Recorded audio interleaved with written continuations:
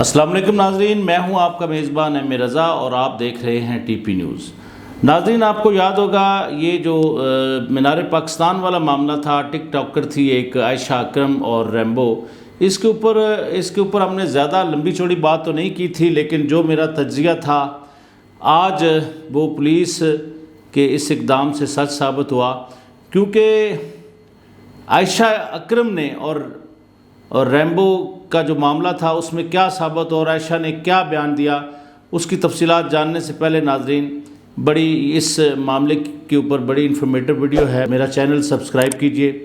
Bell icon دبائیے اور comment box میں جا کر جو میں باتیں کروں گا اس کے اوپر اپنا فیڈ بیک بھی دیجئے۔ ناظرین، کچھ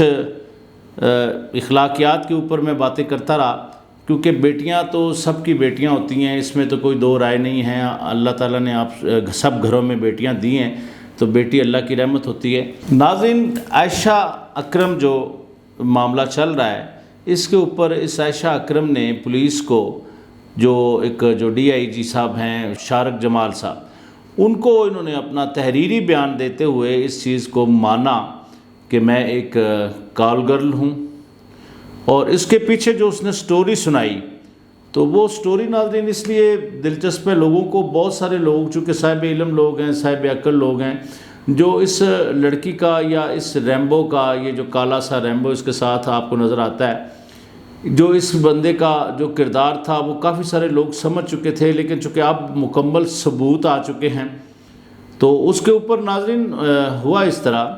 کہ یہ جو عائشہ اکرم ہے یہ ایک نرس تھی،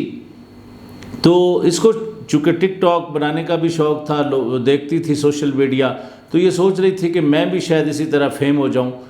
تو اس کو پھر اسی راہ میں چلتے ہوئے یہ ریمبو جو ٹک ٹاک گرلز کے اوپر ہی کام کرتا ہے، اس کا بزنس ہی یہی ہے، بلکہ اس نے تو ایک گینگ بنایا ہوا ہے۔ تو یہ کیا کرتے ہیں، یہ نئی جو لڑکیاں آنے والی لڑکیاں ہیں ان کو سونے خواب دکھا کر تو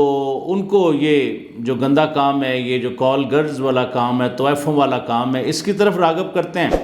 اور پھر ساتھ ان کو جو ایک مشورے دیتے ہیں، یہ مشورے ان کے یہی ہوتے ہیں کہ جب آپ سٹار بن جائیں گی تو آپ کو ریٹس بہت اچھے ملیں گے، پیسے آپ کو کلائنٹ جو مختلف ہوٹلز کے اندر، مختلف گھروں کے اندر، چونکہ ہمارا معاشرہ ہے، اس میں اچھے لوگ بھی ہیں، برے لوگ بھی ہیں، تو جو ان لوگوں کو پسند کر کے ان کو بلانے والے لوگ ہیں، پھر جب ان کی شہرت دیکھتے ہیں تو پھر ان کو پیسے اچھے ملتے ہیں۔ تو ریمبو کے بارے میں جو تحقیقات سامنے آئی ہیں وہ اس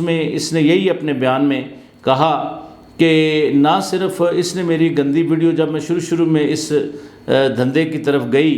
تو اس گندے کام کی طرف گئی تو اس نے میری ویڈیوز بھی بنا لی اور میرے ساتھ اس کا فزیکل ریلیشن بھی تھا۔ تو اس میں ایک جو چونکا دینے والی بات وہ یہ بھی سامنے آئی ہے کہ اس نے اس ریمبو کے خلاف بیان دیا کہ اس نے اس ویڈیو کو بنانے کے بعد نہ صرف مجھے بلیک میل کر کے مجھ سے پیسے لینا شروع کیے، بلکہ میرے ساتھ یہ غلط ایکٹیویٹیز کے اندر بھی یہ کرتا رہا، میرے ساتھ اس کا فزیکل ریلیشن بھی تھا۔ تو ناظرین دیکھیں، یہ لوگ اس طرح کے لوگوں کے اوپر جو میری آج بات کرنے کا مقصد یہ لڑکی نہیں ہے،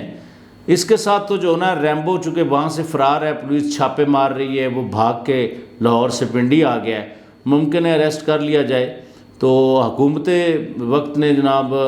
ہماری جو پی ٹی آئی کی گورنمنٹ ہے اس نے بھی بڑا ایکشن لیا تھا کہ چونکہ یہ معاملہ انٹرنیشنلی سطح پر اتنا اچھالا گیا کہ اس لڑکی کے ساتھ جی بڑا ظلم ہو گیا، اس کو ٹھیک ہے وہاں جو ہوا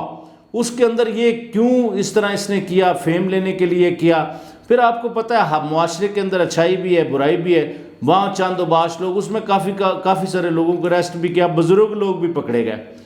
تو میں اس کی تفصیل تو یہ تو ساری باتیں آپ کے علم میں ہیں، میں جو اصل موضوع ہے اس کی طرف آتا ہوں۔ ناظرین،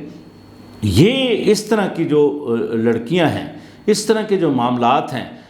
ویسے ہی نہیں منہ اٹھا کے مطلب ہم کوئی سینئر لوگ ہیں، مطلب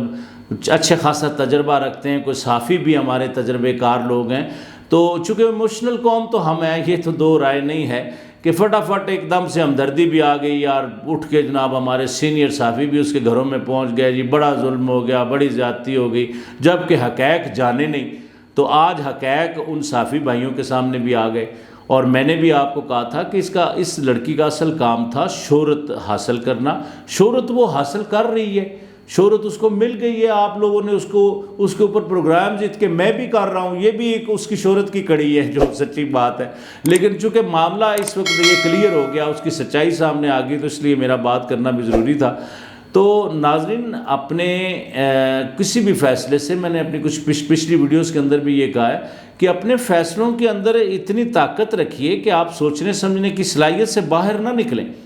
پہلے سوچیں, اس کے بعد کوئی فیصلہ کریں, کوئی ڈیسیجن لینا ہے, اس کے اوپر جب آپ بات کریں گے سالڈ بات ہوگی, اس کے اوپر آپ کی شخصیت پر لوگ انگلیاں نہیں اٹھائیں گے. وہ جو لوگ اس کے گھر گئے تھے ہمارے صافی بھائی, ان کے اوپر کتنی انگلیاں اٹھیں. تو یار آپ کم از کم سمجھدار لوگ ہو. ایسے لوگ جو مطلب اب ناظرین اس کیس کا کیا ہوتا ہے, یہ چونکہ اب ہمارے اداروں کے پاس, پولیس کے پاس یہ کیس ہے, تو آگے کی جو کوئی پیش رفت ہوتی ہے